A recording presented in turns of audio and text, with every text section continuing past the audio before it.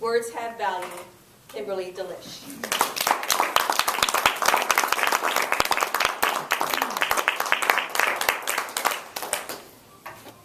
Have you ever heard a statement that was so shocking that it shocked you to your very core? I have. Madam Toastmaster, fellow Toastmasters, and distinguished guests. My story begins when I was in the 7th grade. I couldn't have been more than 12, maybe 13 years old. I had a crush on this boy. His name was Steve. Big blue eyes, jet black hair. I was in love with him. My friend Nancy sat next to him in 3rd period science, so she told him that I liked him. His response? Oh, she's that fat girl, right?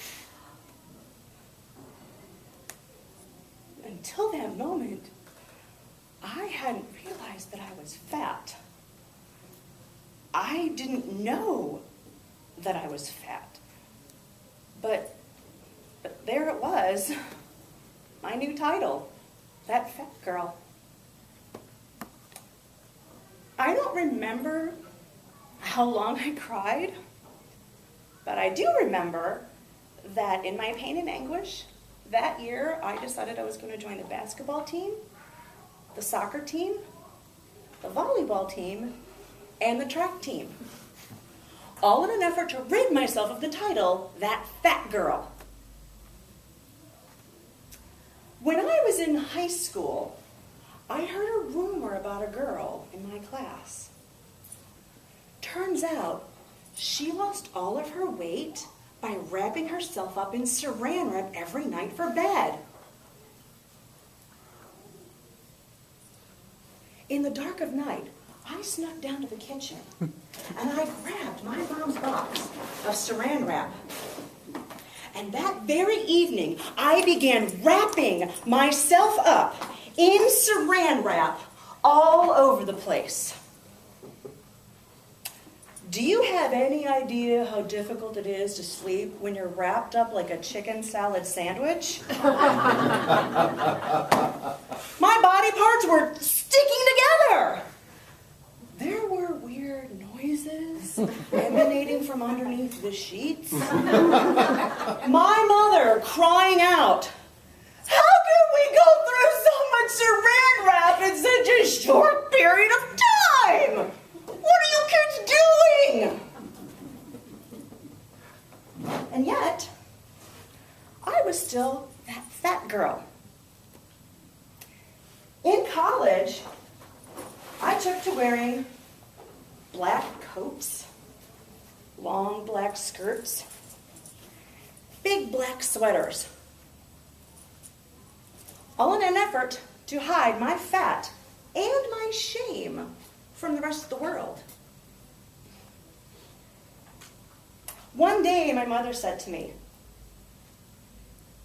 "Sweetie, seriously, those clothes make you look, well, they make you look fat."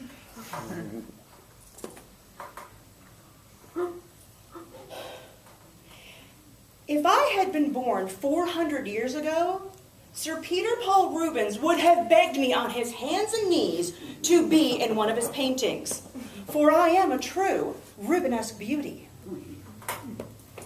If I had been born even 150 years ago, my weight would have been a clear indication to everyone that my family was wealthy, because clearly we could afford to eat whatever we wanted.